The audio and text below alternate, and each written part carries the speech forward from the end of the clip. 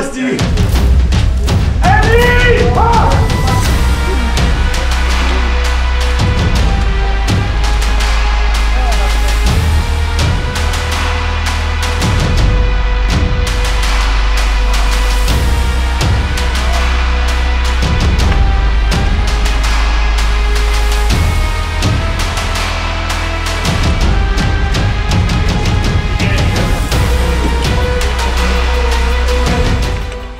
Nazywamy to ćwiczenie jako PET, czyli Prolonged Evacuation Transport Team. Tak naprawdę jest to pierwsza próba zmierzenia pewnego programu szkoleniowego prowadzonego dotychczas dla ukraińskich wojsk specjalnych w realiach zespołów natowskich. Uczestniczy 7 krajów, przy czym jeżeli chodzi o uczestników, czyli zespoły, pochodzą z 6 różnych krajów. Mamy poza Słowacją, Polską kolegów z Belgii, Holandii, Wielkiej Brytanii oraz Czech. Jeżeli chodzi natomiast o stronę organizacyjną, zdecydowanie jest to po stronie Polski i Słowacji, przy czym jako kraj wiodący przyjmuje Polskę, krajem gospodarzem oczywiście Słowacja. Natomiast w obszarze i w tych grupach instruktorskich, poza naszymi polskimi instruktorami z gromu, są to jeszcze Brytyjczycy oraz Belgowie i Słowacy, wzmacniając naszą grupę instruktorską, ale także, co bardzo istotne, koledzy ze Stanów Zjednoczonych. Co jest nowe? Odzwierciedlamy to, co określamy jako lessons learned, jeżeli chodzi o Ukrainę. Zupełnie inny wymiar, czyli prowadzenia operacji wojskowych w dużej skali. Ukraina wywraca całą doktrynę. Tutaj mediana czasu dotarcia do najbliższego punktu, czyli ten punkt stabilizacyjny, jak jest to określane przez Ukraińców, na teraz wynosi około 6,5 godziny. I co za tym idzie, stajemy przed zupełnie innymi wyzwaniami medycznymi, ale także po to, żeby nadążyć albo dawać szansę, jeżeli chodzi o te okna czasowe, w jakich udzielamy poszczególnych etapów pomocy. No my to nazywamy, uciekamy w oknie czasowym, czy w tym tak zwanym timeline, czy osi czasu coraz bardziej w lewo, czyli jak najbardziej, jak najwięcej wysuniętych zdolności. Ale to nie znaczy lekarze na linię frontu, to znaczy zwiększenie kompetencji ratownika, dla nas ratownika sekcji, czy w wojsku ratownika bojowego. Natomiast także mobilności tych zespołów, które właśnie określamy jako sort MERT, które możemy podciągnąć jak najbliżej, ale absolutnie z jak największymi zdolnościami czegoś, co określamy jako Damage Control Resuscitation, czyli zaawansowana resuscytacja krew. Jedną z idei kursu PET jest to, że umiemy się szybko zaadaptować do dowolnej piwnicy, to co robiliśmy tutaj, budynku, jakiegokolwiek schronienia, albo działać na jadących pojazdach i to w takich dość ekstremalnych warunkach terenowych. Nie będzie to ambulans, bardzo często nie będzie to pojazd ewakuacji medycznej, po prostu to, co będzie w danym momencie dostępne.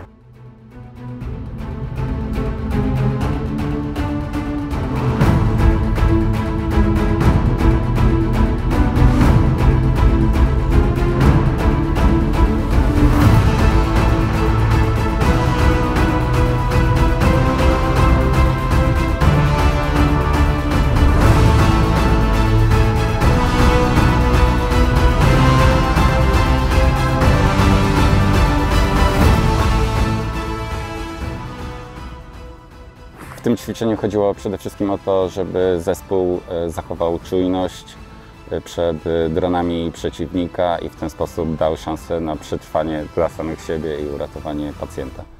Scenariusz zakładał, że w piwnicach tego zrujnowanego budynku za mną znajdował się ośrodek naszych wojsk, który został ostrzelany artylerią przeciwnika. Zespół medyczny ma pojechać udzielić pomocy. Zagrożeniem jest to, że przeciwnik już jest wstrzelany w ten cel i prawdopodobnie będzie patrolował okresowo dronami z powietrza okolicy. Jeżeli zobaczy jakieś samochody zaparkowane przy budynku albo ludzi się kręcących, po 4 minutach nastąpi kolejny ostrzał. Z dużym prawdopodobieństwem zespół medyków wtedy zginie. Natomiast jeśli chodzi o tą część medyczną, to dosyć taki standardowy scenariusz. Skoro budynek się zawalił na piwnice, w których ten poszkodowany się znajdował, no to jego główne obrażenia są uraz głowy, klatki piersiowej ze spadających cegieł i elementów budynku.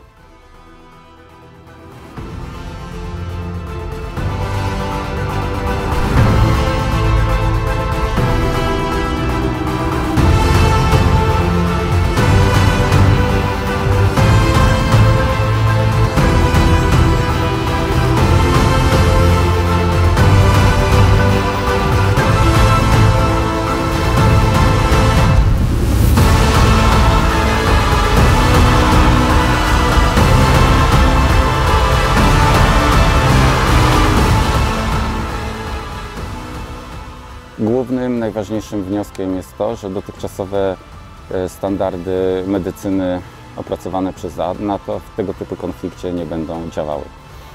Żeby to rozwinąć, ze względu na aktywność dronów i artylerii przeciwnika i aktywne polowanie na wszystko, co jest oznaczone biało-czerwonym krzyżem, czas transportu pacjenta znacznie się wydłuża. I nawet pokonanie 10 czy 20 km w tak niesprzyjających warunkach potrafi potrwać kilkanaście godzin.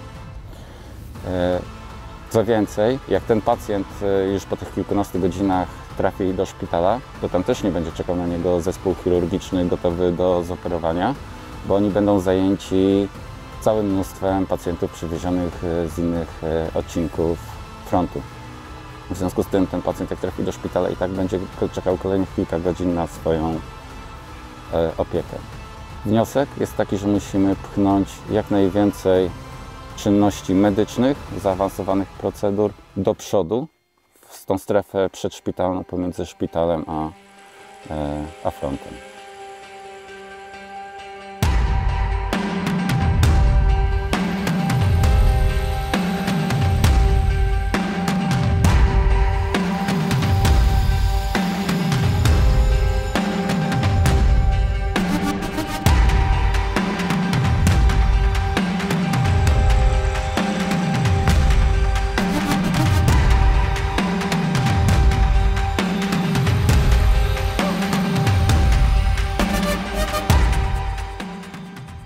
To ćwiczenie według mnie jest wyjątkowe ze względu na to, że jesteśmy w stanie zaangażować nasze możliwości, jeżeli chodzi o stronę techniczną, ale też wsparcie kliniczne.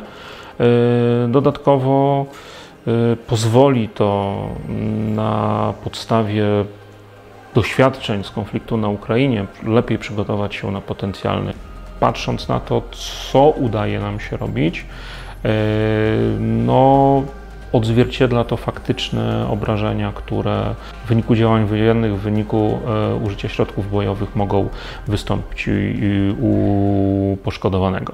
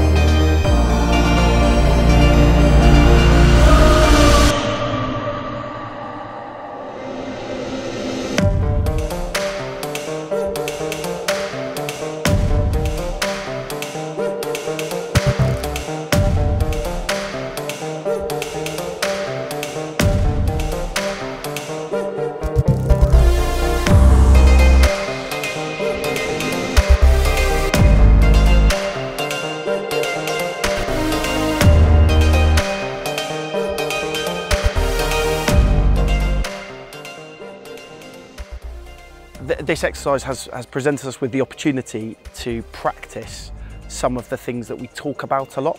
So doing long moves with patients over hours in lots of different types of platforms rather than our usual well set up ambulance for a short amount of time. Actually having to do really long transfers in uncomfortable conditions has been a real challenge that we've learned a lot from. I think this is an opportunity for us to be preparing for the more challenging environments that a large-scale war might provide us with. And it's not that we aren't trying to achieve the golden hour for our patients, but it's acknowledging the reality of what a crisis standard of care might look like.